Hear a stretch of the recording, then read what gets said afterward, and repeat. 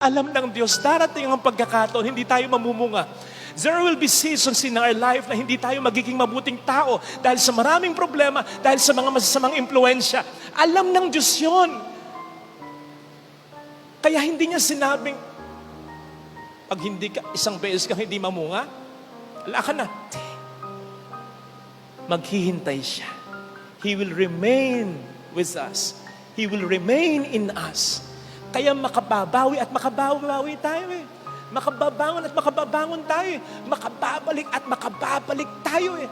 Napakapalad natin at meron tayong Diyos na ganito. Kaya kapatid, anuman ang maging problema, anuman ang maging pagkakasala, huwag kang mawawalan ng pag-asa. Huwag kang bibitaw sa Diyos sapagkat hindi ka bibitawan ng Diyos.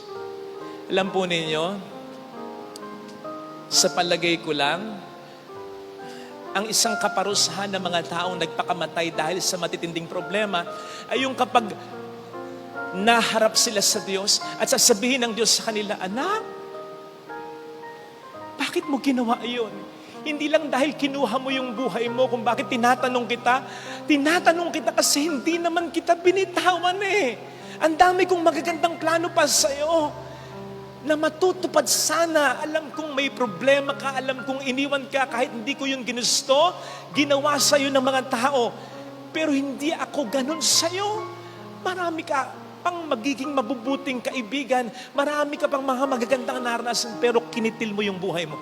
Yung panghihinayang na marirealize mo, may mga blessings pa lang naghihintay sa'yo dahil sinayang mo kasi kinitil mo ang buhay mo.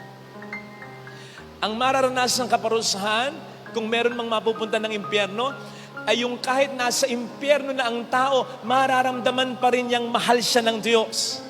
Kaya lang sinayang na niya yun. Yung habang nasa impyerno siya, gusto siyang makasama ng Diyos, mararamdaman niya yun. Kaya lang wala na.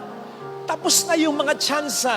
Yung habang nasa impyerno siya, ay marirealize niya na may kwarto sa kalangitan. Sabi ng Panginoon, ipaghahanda ko kayo ng matitirhan. May isang kwarto doon na para lang sa Kanya, nakapangalan sa Kanya, pero wala nang uukupa sapagkat yun ay para sa Kanya. Pero bakit nasa impyerno siya? Tinanggihan niya. Kapatid, huwag tayong mawawalan ng pag-asa kasi hindi tayo bibitawan ng Diyos. Sabi ko nga minsan, kahit isang daliri na lang yung nakakapit, ikapit mo pa rin. Sabi naman ng Panginoon, kahit sinlaki lang ng butil ng mustasa sa pananampalataya natin eh. Okay na yun eh. Basta, wag na wag tayong bibigay, bibitaw at mawawalan ng pag-asa. Ito sana ang hilingin nating biyaya sa ating banal na misa.